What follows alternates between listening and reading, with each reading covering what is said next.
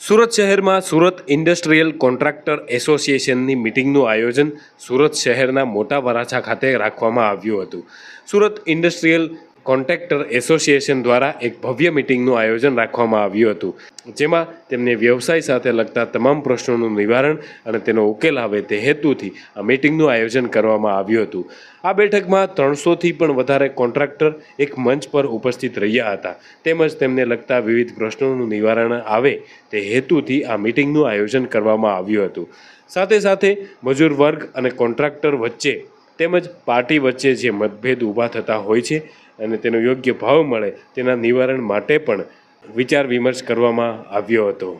મજૂર વર્ગના લોકો માટે કોન્ટ્રાક્ટરો દ્વારા અકસ્માત વીમાનું આયોજન કરવું જોઈએ, જેનાથી આવનારા સમયમાં કોઈપણ જાતની તકલીફ ન પડે.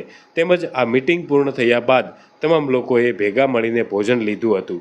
આ કાર્યક્રમમાં સુરત ઇન્ડસ્ટ્રીયલ કોન્ટ્રાક્ટર એસોસિએશનના પ્રમુખ સુરેશભાઈ શેખલિયા તેમજ ઉપપ્રમુખ પ્રભુભાઈ સવાણી સહિતના તમામ હોદ્દેદારો અગ્રણીઓ ઉપસ્થિત રહ્યા હતા અને કાર્યક્રમને સફળ બનાવ્યો હતો. મારું નામ ચેતન રાદડિયા છે.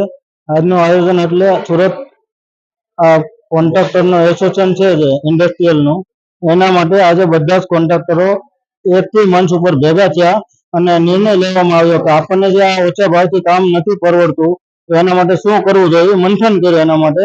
અને મજૂરો અને કોન્ટ્રાક્ટરો વચ્ચેનું ઘર્ષણ જે થાય છે એ નહીં થાય એના માટે યોગ્ય ચર્ચા કરી. આ જે ઇન્ડસ્ટ્રીયલ કોન્ટ્રાક્ટર એસોસિએશન કેટલા વર્ષોથી ચાલે છે અને એનો મુખ્ય હેતુ શું? આ એસોસિએશન બે થી અઢી વર્ષથી ચાલુ થયું છે. આમાં 300 જેટલા મેમ્બરો જોઈન્ટ થઈ ગયા છે અને વ્યવસ્થિત રીતે એસોસિએશન ચાલે છે. અને કોઈ પણ કોન્ટ્રાક્ટર એક કોન્ટ્રાક્ટરે કામ રાખ્યું હોય તો બધા ભાઈઓ જ છે, તો એ કદાચ અધૂરું રાખ્યું હોય તો બીજા કોન્ટ્રાક્ટર એનો બિલ નહીં પતે ત્યાં સુધી નહીં રાખે. એવા બધા ઘણા બધા હેતુઓ છે અને કોન્ટ્રાક્ટરને મતલબમાં ફાયદો થાય એવા બધા હેતુઓથી આ એસોસિએશન કામ કરે છે.